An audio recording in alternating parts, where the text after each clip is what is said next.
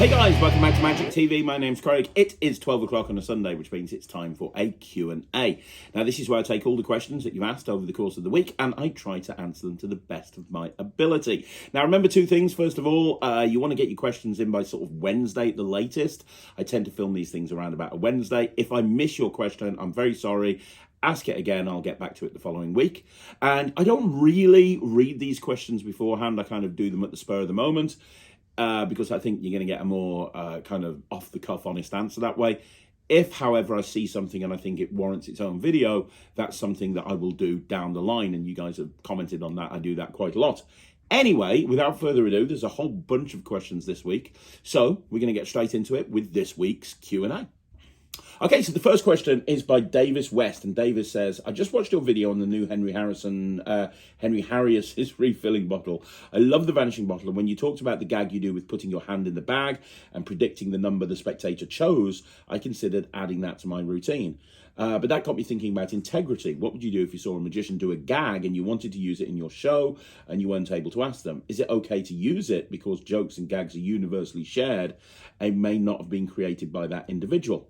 It's a great question, and you know, I've been to gigs in the past, I've been on stage, and I've seen magicians in the audience literally making notes, and I've seen them do it to other people as well. In fact, I did a gig recently where I was comparing the whole thing, and there were a bunch of magic acts on, and I was comparing the whole night, and there were a lot of magicians in the audience, and I had one magician come up to me at the end and said, oh, I really like that routine, I'm going to use this gag, this gag, this gag, this gag, this gag.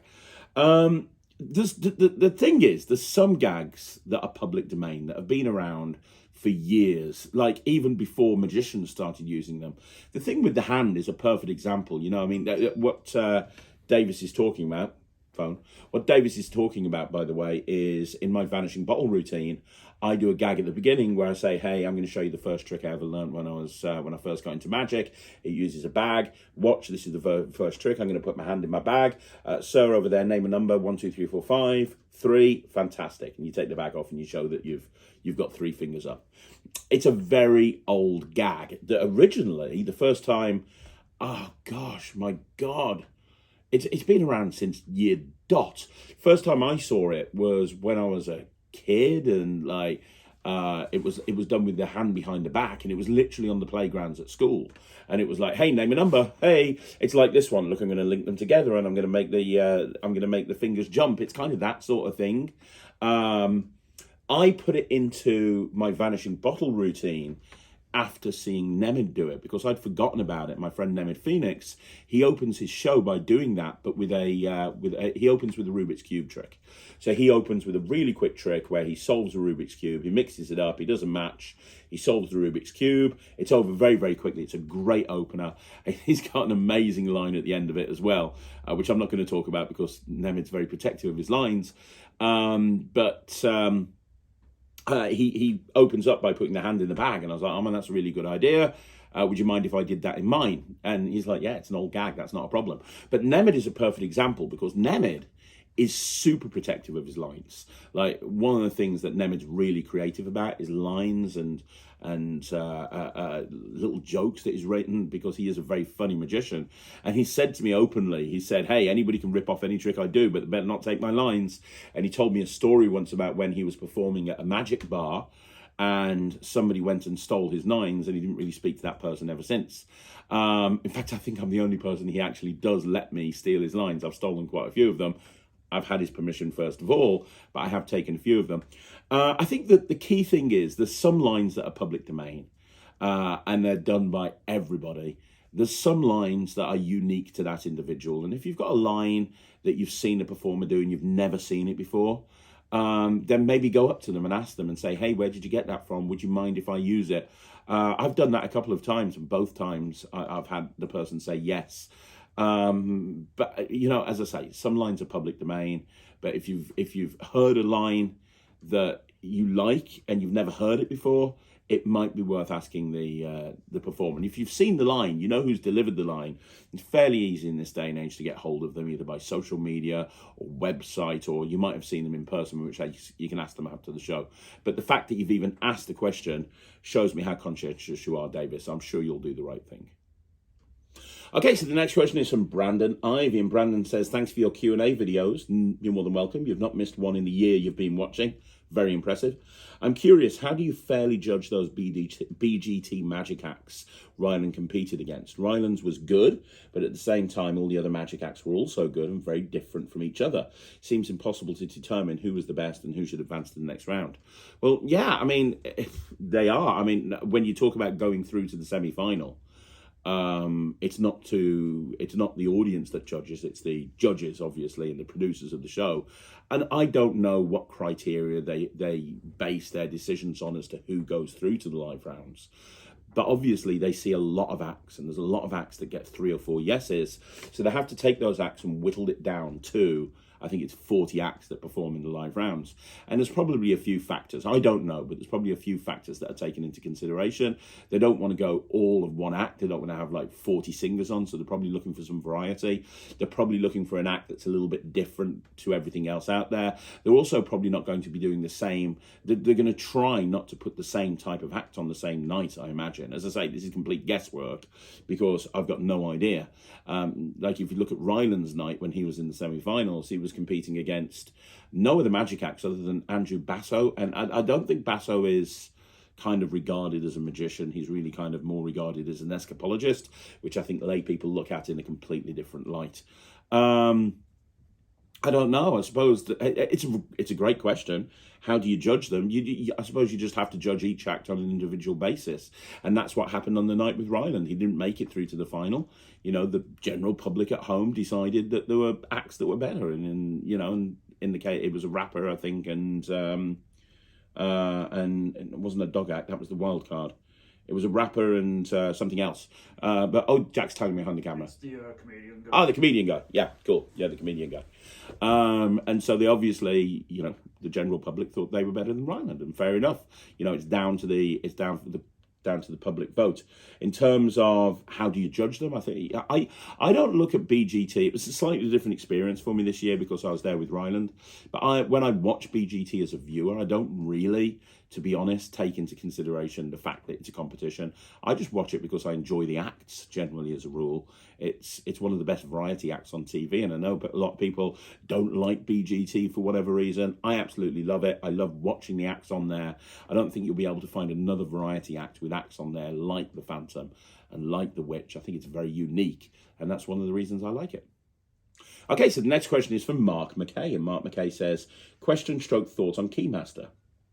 So I've got Keymaster and I've been practicing ahead of performing it for anyone. Been playing around with using a dry erase marker to draw a hole on the solid key that can be easily rubbed and pulled off before the reveal of the key with the 2 holes. Looks quite convincing if the key is kept in motion before covering the hole. Did you ever play around with the idea and decide against it because you found it impractical, or is this worthwhile extra layer to try out? It's interesting you say that. So when I bought out the first Keymaster, people who had the original Keymaster might remember this. When I bought out the first Keymaster, I actually had on there something called the ghost hole principle. And the ghost hole principle was basically taking a black piece of card and cutting a hole in it, and with a hole punch, taking it and sticking it on the key. So if you wore a black shirt, you know, you can do the whole routine, and when you get to the point where you're going to take the hole off, it looks like the hole's there and you can just pluck it off, right? It was it was very interesting, but to be honest, it was more for camera. I very early on dropped the ghost hole principle because it made the routine less practical, because I was putting the keys in my pocket, and what was happening is the hole was falling off, which made the whole thing much more difficult to perform. So I ended up dropping the ghost hole principle. And also, to be honest, it's running when you're not being chased. And what I mean by that is nobody is suspecting that you're going to do a trick with a hole. Because if you think about the construction of the main routine, you hand the key to somebody, they hold it, you hand the other key, you have them examine it, you take it back and you go, boom, I'm going to show you a trick with a hole. And at that point, they've already examined the key, they can see there's a hole there, you come up and you pull the hole off the key. So it's kind of over-proving it, and I think that sometimes in Magic we can overprove stuff. Now, a Q&A a few weeks ago, somebody talked about the ghost hole principle, and I actually suggested using a dry white marker and having a dry white marker on there and then just rubbing it off as you pull it off, which is a great idea, but really, it's just as impractical as the ghost hole. The problem with the ghost hole is it would fall off because it was only held in place with a bit of saliva. The other, using a dry white marker, it's, I like having the keys in my pocket. They're jangling around in there. When I want to grab them, I can pull them out. If I'm drawing a little circle around on one of the keys to look like a hole, well, that's going to impact the practicality of the routine, because what happens if it rubs off or it's half rubbed off and it doesn't look very good, right? It becomes more impractical. And again, that would be fine. You could probably work a way around the impracticalities if it added something major to the routine. But in my opinion, the moment that you're talking about where you do the first pull of the hole off the key, nobody's expecting that hole to come off anyway. So because they're not expecting that hole to come off anyway, it's like I say, you're running when you're not being chased. I don't think it's an issue at all. Now, when I bought out Keymaster Reloaded, I had the idea of having a Chinatown half built into the head of a key. So what you had on there is you had a few different gimmicks, but one of the gimmicks was a Chinatown half. So you had a key that from one side looked like it was completely normal, and from the other side, when you lay it on your hand, it looked like there was a hole in the key. So you could literally show the key in your hand, close your hand, open it, and the hole was gone, which was nice. It had a few nice moments in there because it meant that you could really focus on that hole and they could see it there. There was a depth to it. It wouldn't be affected having it in the pocket, and when you close your hand and open it, the hole had gone. And there was another version of that as well. We had another key where there was a half a hole in the head and there was a half a hole on the other side in the stem. So if you wanted to move it down to the other end, you literally just lay the key on your hand. They see the hole in the head, you close your hand and you open it, and the hole's in the stem. And Keymaster Reloaded was nice. There's quite a few nice routines with it. I've had a few people say they love the new keys to the new Keymaster. Will you come up with an expansion pack with these Chinatown half-style things? And maybe that's something I can speak to Penguin about. That wasn't the intention of the project. The point I'm trying to make is, regardless of how you do it, whether it's a dry white marker, whether it's a ghost hole, whatever, I really don't think you need to, at that point, show there's a hole there. You've just had it examined. They've seen the holes there. You then take it off. I think it's not a problem at all. At least that's my opinion. Okay, so the next question is from Pratek Kohli, and Pratek says, "Hey Craig, brilliant video as always. Thank you, Pratek. I'd like to ask you a question. I'm 30 years old, working full-time, been in Magic for 10 years, but never performed for strangers, just for friends and relatives, that too very occasionally. Is it possible to switch career and bring Magic performance from scratch at this age?" Yeah, I mean, you've got 10 years of experience as an amateur. That's way more experience than some pros have. You look at somebody like Doc Eason, and he didn't actually even start learning Magic until like 30s, I believe, or 40s. I can't remember exactly. But there's a lot of people that get into Magic late. Like, loads of people, and some really, really good magicians that got into Magic very, very late. 30 is not old. Trust me, at 46 years old, I know 30 is not old. My advice to you would be, if you want to become a pro, if you want to become a professional magician, go for it.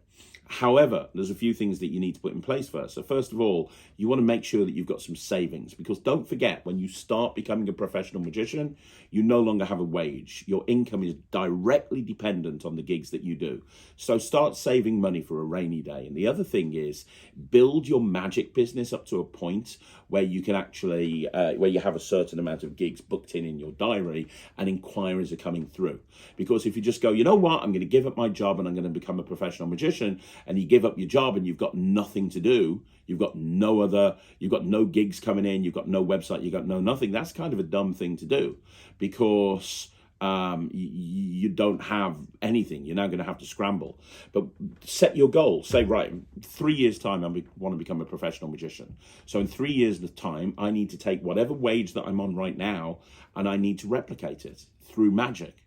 So what do I need to do? And then work backwards. And I'm working with a lot of people in my gold membership of Netrix on this. And we talk about it a lot in the silver level as well.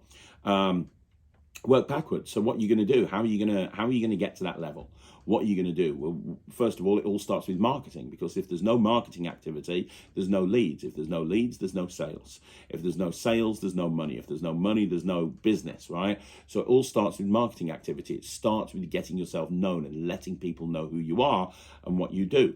So you can do this while you're in your full-time job. Start performing professionally.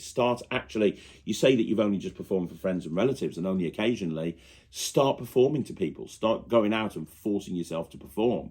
Because if you want to be a professional performer, that can't be an issue.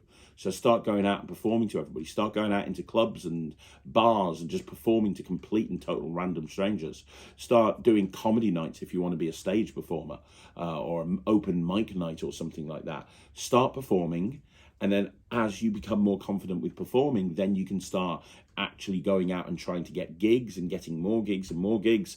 And when you get yourself into that position where you feel ready, then you can give up your job, but you've got your savings in place and you've got your gigs in place, so you know that it's not going to be a difficult thing. And the one other thing that I would do is generate lots of income streams. So don't just rely on magic as an income stream, or don't just rely on the performance of magic. So for example, when I first started doing magic, I did market stalls. I set up a wholesale account, not with a big company like Murphy's, but a couple of small places, Bristol Novelty in the UK and Jarroy's of London in the UK. They sold magic tricks, really simple magic tricks, and I set up wholesale accounts. I bought a load of stock in, and I used to go to market stalls every single day of the week. I remember it. Monday was Bilston Market. Monday was Walsall Market. Tuesday was Bilston. Wednesday was West Bromwich. Thursday was Stafford. Friday was Birmingham Rag Market. Saturday was Birmingham Rag Market. Sunday was Brown Hills. Every single day I would head out. I'd be at my pitch by 6 o'clock in the morning. I'd set it all up and I'd be selling magic, and then I'd be doing gigs in the evening. You got to do what you got to do. If it was easy, everybody would be doing it. So it's possible. It's absolutely possible. Age is not a concern here at all. And you've got the experience. You've got 10 years as an amateur magician. Go out and do it. Because at the end of the day, when's the best time to do this? If you really want to do this, if this is really your goal, what's the best time to do it? Well, the best time to do it was probably a year ago to start this whole process. When's the next best time? Right now. Okay, so the next question is from Animated Art. And Animated Art says, "Hi, Craig. For the record, I've never been to Blackpool, okay? But if somebody went to Blackpool, would magicians be interested in viewing their effects and giving feedback?" Yeah, man, for sure. That's the whole thing about conventions for me. The whole thing about conventions is sitting down and sessioning with people who are also into magic. It's why Ryland likes to go. It's really awkward for Ry, because none of his friends at school know magic. None of them. So outside of me, he's got nobody that he can talk to about magic. It's not like there's a magic club for kids. He's too young to join the YMC. So it's really frustrating for him. He's got nobody to talk to about magic. And so he likes going to conventions and hanging out with people his age and being around people that enjoy magic like him. He can have conversations with them which he couldn't have with his friends. And I'm the same. I love hanging around with magicians. And you know what? I've been at conventions an awful lot, and people have come up to me and said, "Hey, let me show you a trick. I want to know what you think." And I've given honest feedback. And that's the thing. If you want feedback, you need to ask for it. You need to go into a convention with the mindset of, I'm going to try and improve this weekend. I'm going to go up to people that I don't know. I'm going to show them some magic, and I want to get good feedback. There's a couple of aspects to that. The first aspect is make sure you're going up to the right type of people. You don't want feedback from somebody who doesn't have a clue what they're doing. Make sure you're going up to the right type of people, but also you got to ask for it, because the problem with a lot of magic conventions is people will say it's brilliant even if it's not. They'll be nice, they'll be friendly, and I totally get why. But if you want honest feedback, I think you need to say that. You need to say, "Hey guys, I've been working on this new trick. I'd really like you guys to tell me what you think. Please, could you do that for me? Be completely honest. I can take it." And then be open to that criticism or that feedback, because you don't want to be the guy that somebody says, "Oh, I do this, I do that," and then you're defensive and say, "Well, you don't know what you're talking about," right? So you can always learn something from everybody. But at the end of the day, all this is their opinion, by the way. That's the other thing that you need to know. All this is their own opinion. If you disagree with them, that's fine. I've shown stuff to people in the past and have said something and I'm being like, nah, I get it. I totally get where you're coming from. I disagree, and I've carried on doing it my way. So it's nice to get feedback. It's nice to get people's opinions, but ultimately, at the end of the day, it's your choice. So the next question is again from Animated Art, and Animated Art says, is it immoral to claim to use body language and NLP during mentalism? For example, Darren Brown, when in reality you're using magical techniques. I don't think so. I don't think so. It's down to the individual. I've been very open on this channel and I've said that, hey, I personally don't like the whole approach that magicians take sometimes where they try to make people believe that they can do magic. I can really do magic. I have been gifted magical powers. When I was a baby, I was hit on the head by a radioactive fairy. And because of that, I can now make a card jump to the top of the deck by magic. Like, I don't like that thing where you're pretending to be a real magician. Having said that, you know, NLP, talking about NLP, body language, you got to kind of do, that's presentation, right? That's just presentation.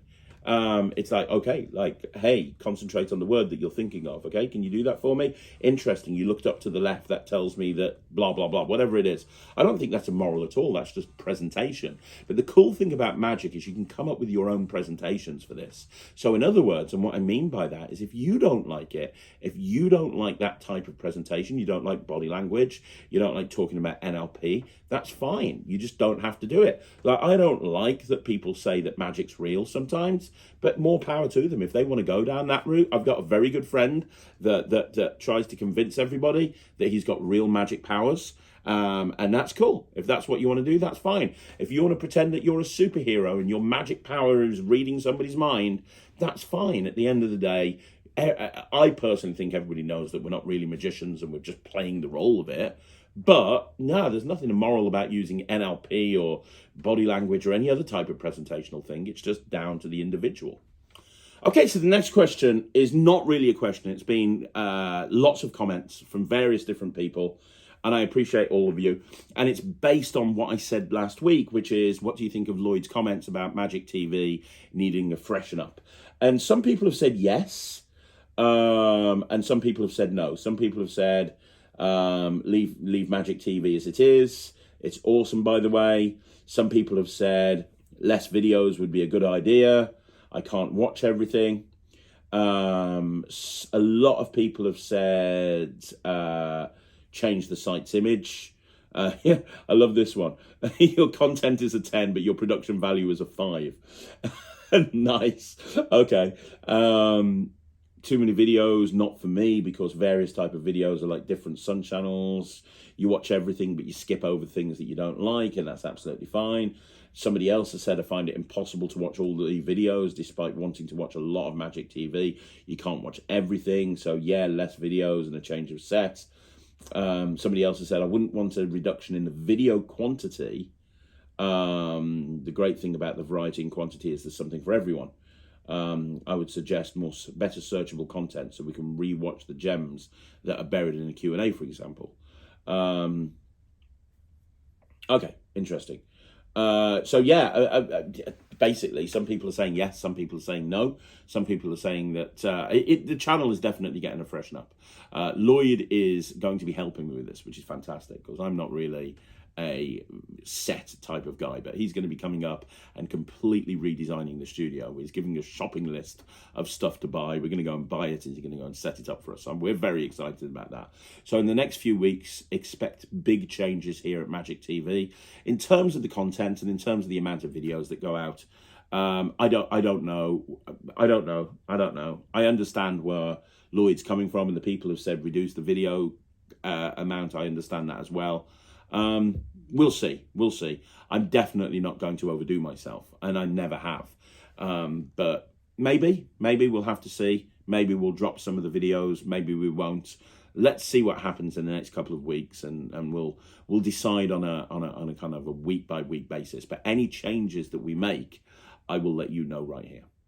Okay, so we've got one final question from Animated Art, and Animated Art says, can you give any advice for creating a magic download stroke DVD?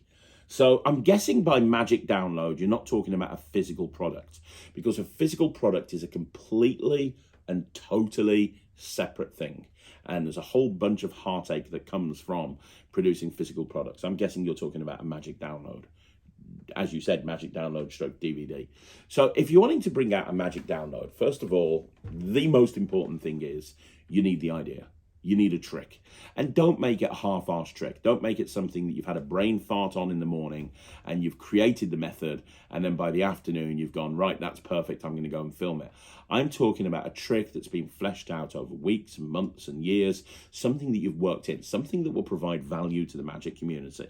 So first of all, you need a trick. You need an idea. You need something that really, when you sell it, it's going to be something that people will want. It adds to the massive volume of tricks that are available to magicians. Then you need to decide how you're going to, well, you're going to need to decide how you're going to distribute this magic download. Now, there's a few different options. You could go through a company like an Alakazam or a Penguin Magic or a Vanishing Ink or a, you know, there's millions of them, right? So 1914 do downloads as well. You want to pick a company, and then so the first option is you have a company do it, where they would basically film it for you and they would do everything. So in other words, you would go to them, so Alakazam, for example, you would go to Alakazam, you'd go into their studios, you'd film it, they'd edit it, they'd promote it for you, they'd put it up on the website, and whatever deal you get with that company, that's what you get with. That's the first option. The second option is you make it and distribute it yourself. Now, one way to do that is through the Penguin Partner Program. Now, the Penguin Partner Program is a way for you to put stuff out through Penguin that Penguin haven't worked directly with you on. So you would apply for a Penguin Partner Program, and once you are successful, you can upload downloads and they will treat it like a new product. So they'll put it out in the newest arrivals, and you know, they might even promote it for you, and it'll be there and people will be able to see it, and you can send links to Penguin and you'll get a commission off every single one of them that sells. And when people buy it, they can see the tutorial in their account and so on and so forth. Now, if you put it in the Penguin Partner Program, you could also put it elsewhere as well. So you could distribute it yourself. You don't have to put it through the Penguin Partner Program. That's the other option. You could create it and do it yourself and distribute it yourself. Something like David Jonathan does that with a lot of his downloads. They're only available through his website.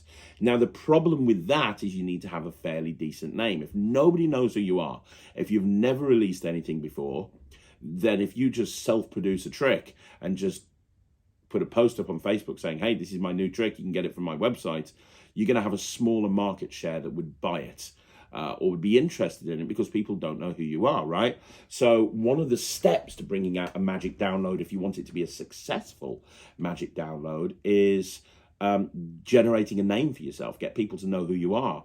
Now, there's a few different ways of doing that, and one of the ways is by putting a ton of content out on social media. You know, doing YouTube videos, doing Instagram videos, doing TikToks, letting people see that you're a good performer, letting people see some of your own creations, you know, actually perform some of your own tricks, and that's always a really good thing to do. Another thing that you can do, which works really well, is go into Facebook groups. You know, let's say you want to become known as a coin guy. You could go into the coin magicians group and start demonstrating some of your amazing coin tricks. If you're a cube magician, you can go into the cube thing and start showing some of your amazing cube tricks. You could go into the various different groups on Facebook and start posting videos of your unique stuff. Start to generate a tribe of people that are interested in what you do. Post on the Magic Cafe. Post on the various different magicians forums. Do all of this stuff, okay? That's very, very important. You want to get a name for yourself so that when you actually release a product, people know who you are. You could contribute tricks to a magic magazine or get a magic magazine to do a write-up on you. Yeah, anything like this would work. You know, Roman Armstrong is a great example.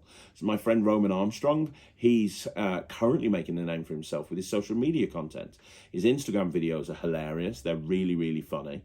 But as well as being really, really funny, he's also writing for the One Ahead Club. So his name is associated with Rory Adams and the One Ahead Club as a writer, which is is great. That's going to massively increase his reputation. He's in the Magic Circle. He's going to the Magic Circle regularly and networking with people at the Magic Circle in London. Even though it's a bit of a distance for him to go, he's going there because to get a name for himself.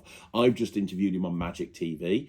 He's got a trick coming out very, very soon. So you can do all of this stuff to really kind of generate a name for yourself. Once you've got a name for yourself, then the next step is to start releasing the product. And it might be that the first product you release is through a company, or it might be it's through the Penguin Partner Program, so it gets exposed to more people and more people get a chance to see what that trick is. So you've got a bigger bite of the cherry, and then eventually you can start bringing out stuff yourself. And on that note, you want to set up a mailing list. Email marketing is very important for creators. Have a mailing list of people who want to buy your stuff.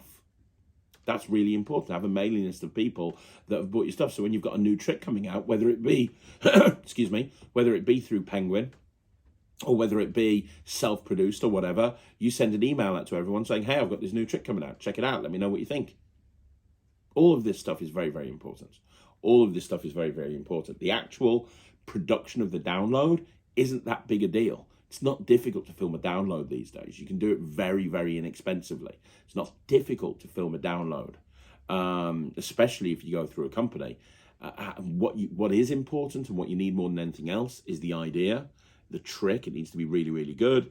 And you need to have a name for yourself, because else you'll just have a download come out and nobody will buy it.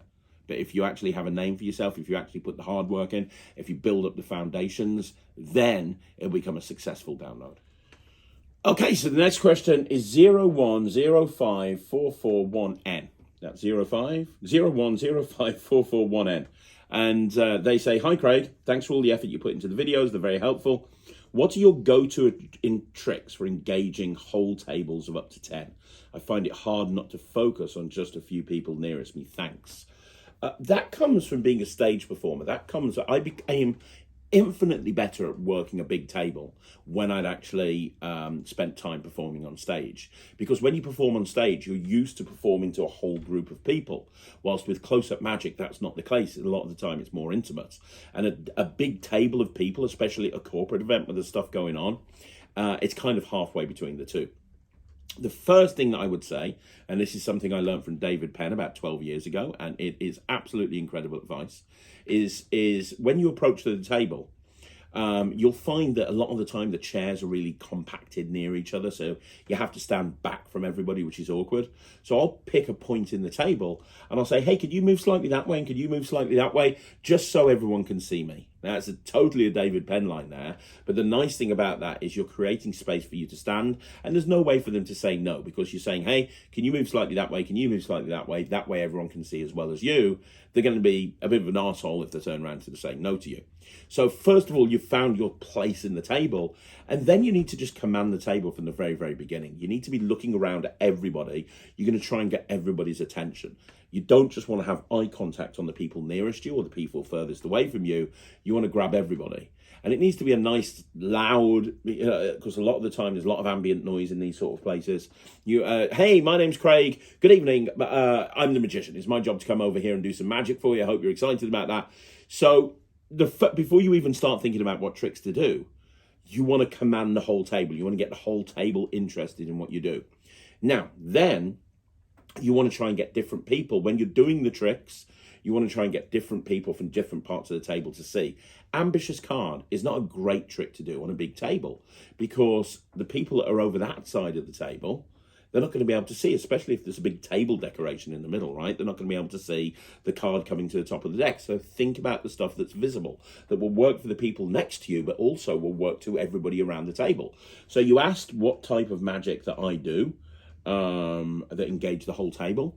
My Rubik's Cube routine works really well. I put the bag down on the table and I say, hey, I'm going to show you something with a couple of Rubik's Cubes, and I go into that and it finishes with clear cube. That's amazing.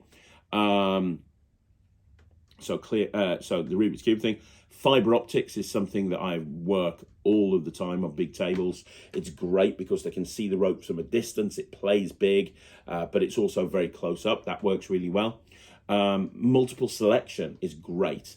I'll have a lot of the time, I'll have 10 people pick a card and I'll find everybody's cards and I'll just get the cards picked really, really quickly. and then I'll go into finding them. And I actually say at the beginning, you know, the boring bit is me getting the cards picked, the interesting bit is finding them. Let's get the boring bit out of the way as quickly as I can. I get the selection procedure and the control procedure done as soon as possible, and then I can go into the revelations, which is kind of the interesting part. What else do I do on big tables? Cards across works really well. Cards across works great because, again, it plays big to the whole group. Linking rings, ninja style linking rings works great because, again, you can play it to the whole group. Destination box by John Allen works great. You can put the box onto the table. That works fantastic. Ring and string works really well. Not the borrowed finger ring on string. I'm talking about the metal ring and the rope. That works really well. I haven't tried it, but I know that Awakening would work really well as well because I know how that works, and I just know that that would play to a big table. The key thing is you want to make sure that you're doing tricks that everybody can see, but more importantly, don't do that thing that I see a lot of people do, where just because there's people next to you, kind of go, okay, yeah, my name's Craig, yeah, how you doing? You okay? Because everybody around the table will switch off. There should be something happening every couple of seconds to engage different members of the audience, whether it be making them laugh, a one-liner, something magical happening, asking them a question. You're constantly needing to get people interested in what you're doing. That's the biggest piece of advice I can give you. And make sure that the tricks that you select fit you. So just say it because I've said fiber optics. If you're not a rope guy, if ropes don't work for you, well, that fiber optics is not going to be a great trick for you, if that kind of makes sense. Coins don't work too well on big tables. The only one that I would say does work well is 3-fly, but coins don't really work that well generally as a rule. But yeah, I mean, there's tons of tricks that will, but those are the kind of the main ones that I do when I'm at a big table. And card in the box, but you've got to be careful with card in the box. Oh, and chop cup, of course, chop cup or chop. Chop and chop cup work really, really well, depending on which version you use. That works great. So there's a lot that work really well. But just look at your own material, figure out what you think is the best thing to do, and just do it. Okay, so the next question is from Brandon Pierce, and Brandon says, would you ever use something like the Ace Invaders deck for performing with a mem deck? Do you think the spectators would be suspicious of the deck, or would they just comment they think the deck is cool? I don't have a problem using like speciality playing cards for any type of trick, whether it be mem deck or anything else. I don't have an issue with it. The bottom line is, a bicycle deck doesn't look like anything that a person in the UK would have. Most people in the UK have the crappy cards from W.H. Smith's or Waddington's playing cards or something like that. So I bring out a deck of bikes, they're not going to know what they are. But I think that, and I've talked about this on the channel before, I think that as a magician, I'm okay with using weird and wonderful objects. I mean, yes, a lot of the time I want to try and make things as organic as I can, especially if I'm in a social situation. But if I'm being booked as a magician and I'm walking over there and I'm going, hey, my name's Craig, I've been hired to do magic for you today. If I'm okay bringing out some ropes, like what sort of weirdo carries ropes around with them? Hi, I'm just going to the shops, honey. Let me go and grab my ropes. Let me go and grab my massive metal ring. I'm going to take at least 2 Rubik's Cubes. And you see that weird-ass metal copper cup there with those little balls in it that look like pieces of cork with weird little sweaters on them? Yeah, I'm going to throw that. And I'm going to grab some silver half dollars. And, oh, yeah, I'm going to have this weird-ass chain around my neck for no reason at all. Oh, and I'm going to carry this and I'm going to carry that. As magicians, we carry weird stuff. To do the... now, I think it can go too far. I remember going to a gig once, and there was a magician working there who I'd never met before, and the guy just made a rabbit appear as part of his act, close up. He was walking around tables, and the finale, I don't know where he had that rabbit shoved, maybe up his arse or something, I don't know, but he was walking around from table to table, and his finale is he had a hat on. He looked like a walking cliche, to be perfectly honest. He had a hat on, he had the magic-y waistcoat, he had the playing card tie, he had all of that stuff.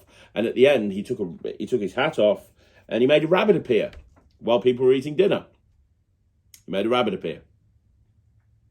And then put it God knows what the reset is, but that's what he did. I think that's going a bit too far. However, I don't think it's too far having a speciality deck of cards. I think it's cool. And, you know, when I do coin magic and I bring out silver dollars, I say, I collect coins. These are silver American dollars. Have a look at them. The reason I use these is so you can see them from a distance. So even you guys over there in the cheap seats, you can see the coins. So I've given them a reason why I'm using them, but then they just find these coins cool. They're like, oh my gosh, I've never seen these before. Do they still use them? And I'm like, well, no, not really that much. And it creates interest before I've even done the trick. It's the same with a pack of cards. You know, hey, check these out. These are, you know, I collect playing cards. And these are Ace Invaders. These are new out. These are absolutely awesome. Look at the cards. Look at the backs of them. Look at the fronts of them. Look at the King of Clubs. How weird is that, right? Or if that's not in character, you could say, hey, so my son's into magic as well. He's like 9 years old and he's obsessed with magic.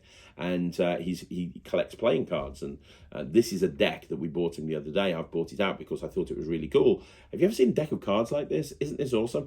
Anyway, let me do you a trick. So I don't think it's an issue, but it's a good question. Okay, so the next question is from Winston Pinnier, and Winston Pinnier says, great Q&A, thank you. I recently just tried street performing, and I was wondering, what are your thoughts on street performing? Also, what are your tips on how to make it a sustainable career? Well, in terms of making it a sustainable career, I would go down the route of looking at the previous question I answered earlier on this video, where I talked about, hey, if you want to make a career out of something, make sure you're financially set, have lots of different sources of income, and make sure you've got money in the bank and you've got gigs coming in. Make sure you're confident of performing as well. All of this stuff, all of that advice would work with street performing as well. I've never really been a street performer. However, if you haven't seen the interview I did with James Hessler on this channel, go and check it out. He's one of the top street performers in the world, and it was an amazing interview. And he really kind of dove deep into the whole concept of street performing and what you need to do in order to be a successful street performer. The other thing that I would do is go check out Stephen Bridges' website, Stephen Bridges' YouTube channel. So these days he spends a lot of time talking about card counting, but if you go and look at some of his older videos, he actually taught himself how to be a street performer, and he was very successful at it. And he had almost documentary style videos about getting into street performing and what he was learning and what he was going through in order to become a street performer. And all of those videos were absolutely fascinating. So you can look at those. And my friend Cosmo, who runs Real Magic Magazine, he had a DVD set out, which is still available, called Tales from the Streets, which I still believe is the best instructional video on working the streets. The only piece of advice I can give you, and as I say, I've never done it, so this is just from speaking to people that have done it, is be prepared to die in your arse. The hardest part, I have been told, of street performing is building up a crowd. And it can be really disheartening to spend the entire day going out somewhere and making like 10 quid or $7 and nobody stops and nobody puts money in the hat and you can't build up a crowd.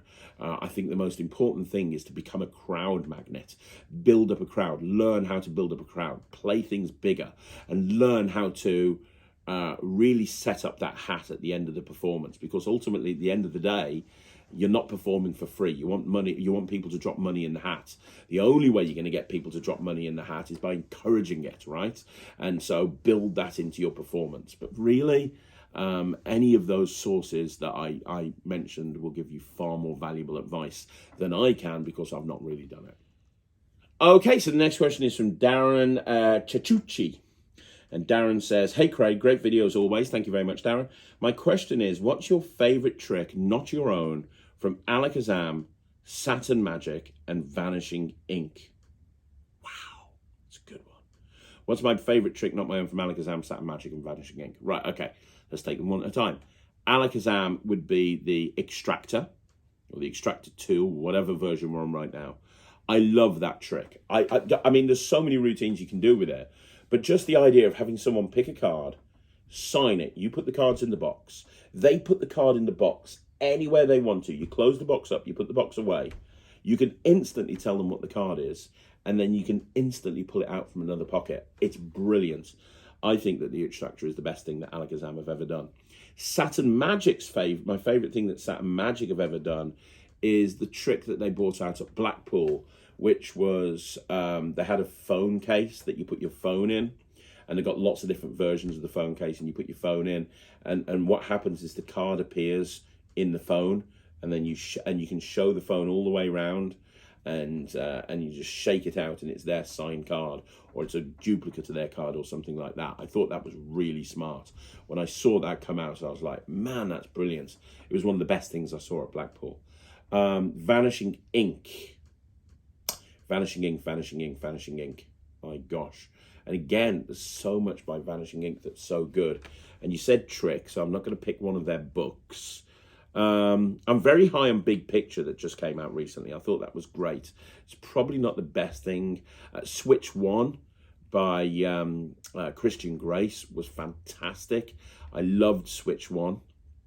Balance by Joshua J. I know a lot of people didn't particularly like it, but I loved it. I'm just going to go on to Vanishing Ink right now very quickly. They've bought Vanishing Ink are one of these companies that they've bought so much out, haven't they? It's very difficult to remember everything that they've bought out. Let's have a look at, is there like a Vanishing Ink section like you get on Penguin? I don't think there is there? Let me just do this. Pop up. You're getting as worse than Murphy's Magic. Let's have a look. Oh, Out of Sight deck by Joshua J. That was really good. The Phantom deck by Joshua J. That was really good as well. Both of those were great. I love those. Actually, talking about Josh, his new thing that's coming out soon. He's got a cylinder and coins routine, which is great. Andy Gladwin had a really good Magic Square routine, which I did for a while. I should do that again. I can't remember what it was called, but he did I can't find it. He did there you are, Magic Squared, and it's in stock. There you go. Magic Squared, that was really good. I really, really like that. That was one of my favourite Magic Square routines that I've ever seen. So there you go. I'm going to go with Magic Squared by Andy Gladwin. There you go. That's my one. That's my one. And Andy Gladwin's Magic Squared. Saturn, the phone thing where the card appears from the phone. Alakazam, the extractor deck. Okay, so the next question is from our favourite poster, the Drunk Magic Ukulele Player. I had a tenner on Ryland at 66 to 1. I lost, but it was still worth every penny. Sorry about that. You know, I'll tell him to try harder next time, and you can put another bet on him, and hopefully he'll win that one. Couple of quick ones. If a bunch of worms had a board meeting and tried to strike a deal, do you think they would have the wiggle room to negotiate? Well, you made Jack laugh behind the camera. If you were out for a meal and ordered giraffe neck, would you have it sliced or in a very long baguette? Also, can I have my tenner back? No, you can't have your tenner back. That's what gambling's all about. You know, next time, don't bet on a 9-year-old. In terms of the giraffe neck, I'd have it in a very long baguette because I don't think I'd like giraffe neck, so I'd maybe want some bread to at least soak it up. You know, in terms of do I think they'd have wiggle room to negotiate, I think you'd always have to have wiggle room to negotiate. Honestly, man, your questions are the weirdest questions. They brighten up my day. Okay, so I've got one final question, and the final question is about about funny stories. So somebody asked a question a couple of weeks ago about funny stories that have happened to me, and I told the story about when I was at a kids show, and all the kids started crying, and everybody apparently laughed. Everybody was laughing out loud, apparently. So people are asking for another funny story. So I don't think I've told this one on the channel before. I might have, I might not have. But I'm gonna tell you another funny story, which I really don't think I've told, but I don't know. If I have, I apologise.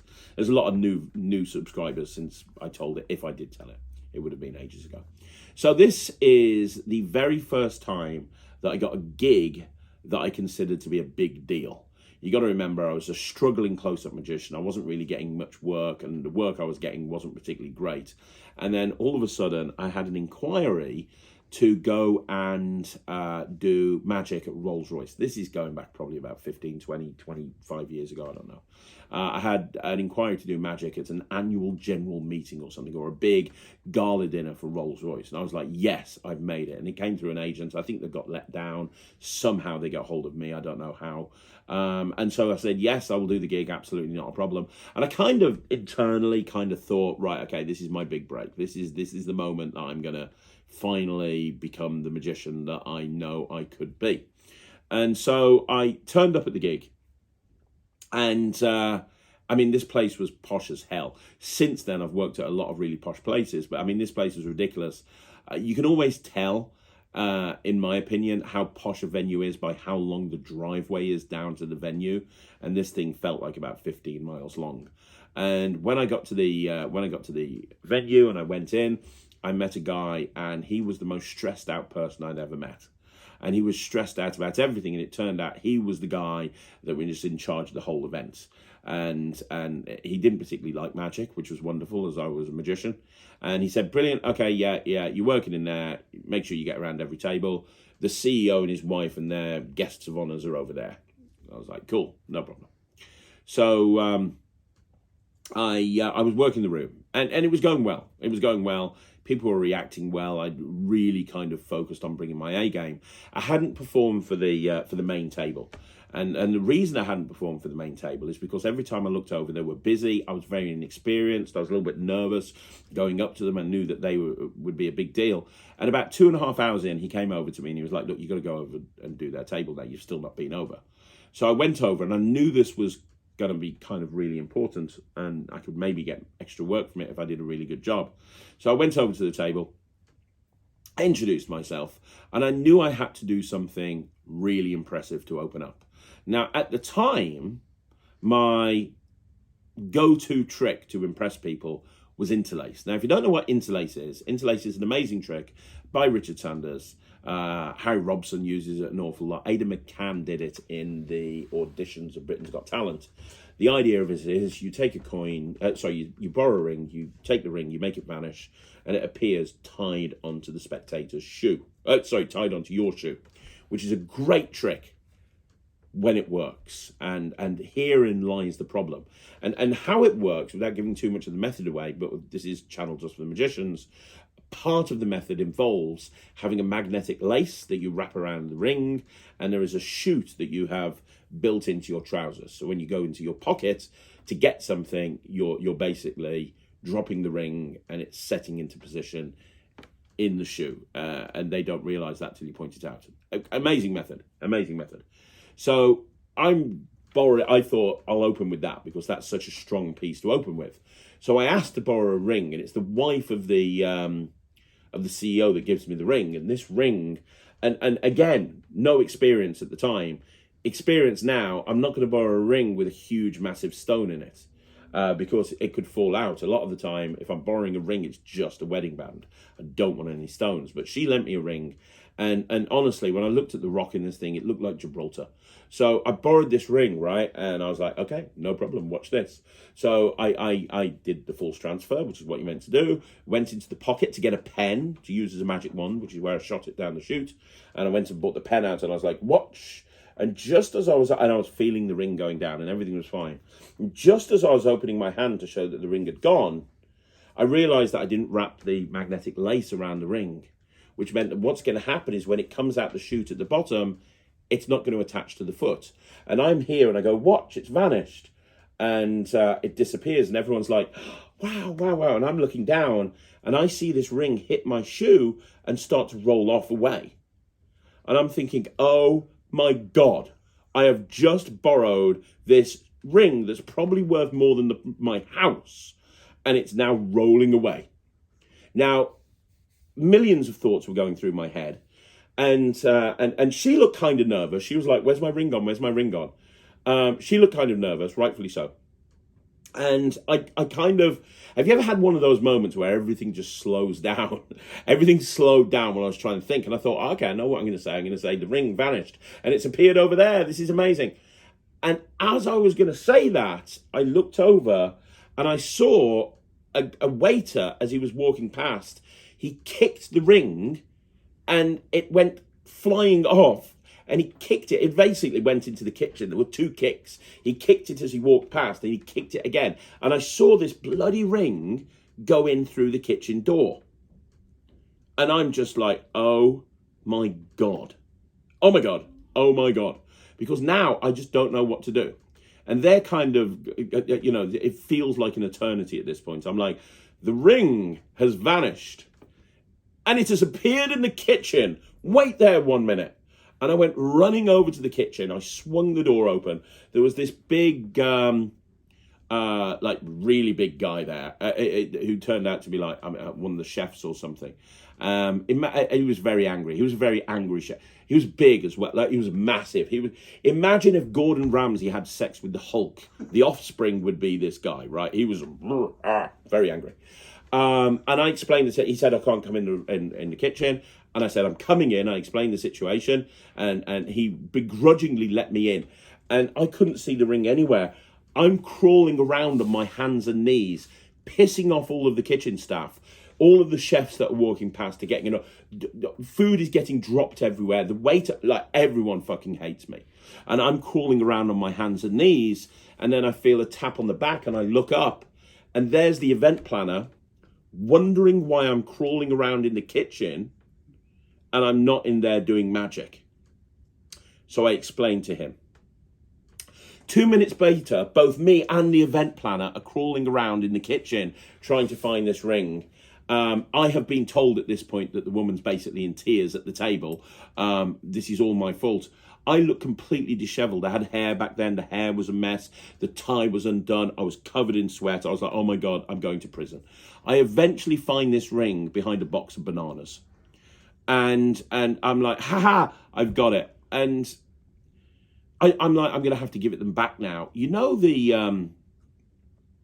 I wanted, when I walked out of the kitchen and walked over to the table, I literally wanted the ground to swallow me up. I literally wanted the ground to swallow me up. I couldn't even look at the table. I couldn't look at the table. I couldn't do anything. I was just looking down the entire time. And I remember just walking up to the table, holding the ring. And I just looked at the woman. I went, ta-da. And I just gave her the ring back.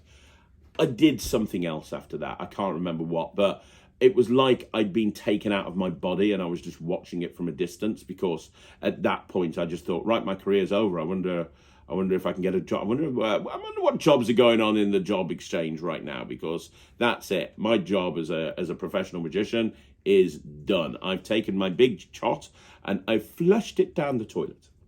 And I was so upset that I left my close-up case at the gig. They'd given me a little green room. I'd left my close-up case in there. I just left.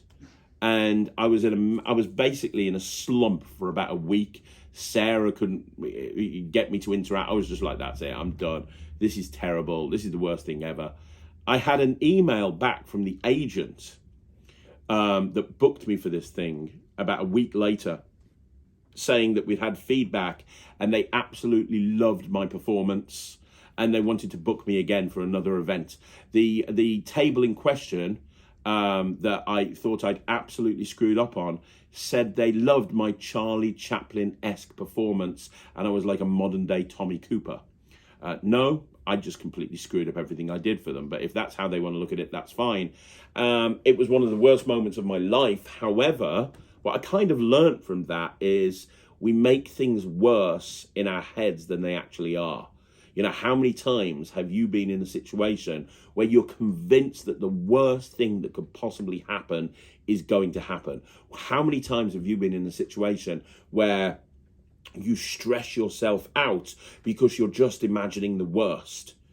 Well, you know, a lot of the time that won't happen. A lot of the time it's a lot. I've done it. I've had it loads of times. I've gone to loads of gigs where I've walked away and I'm like, well, I survived that one.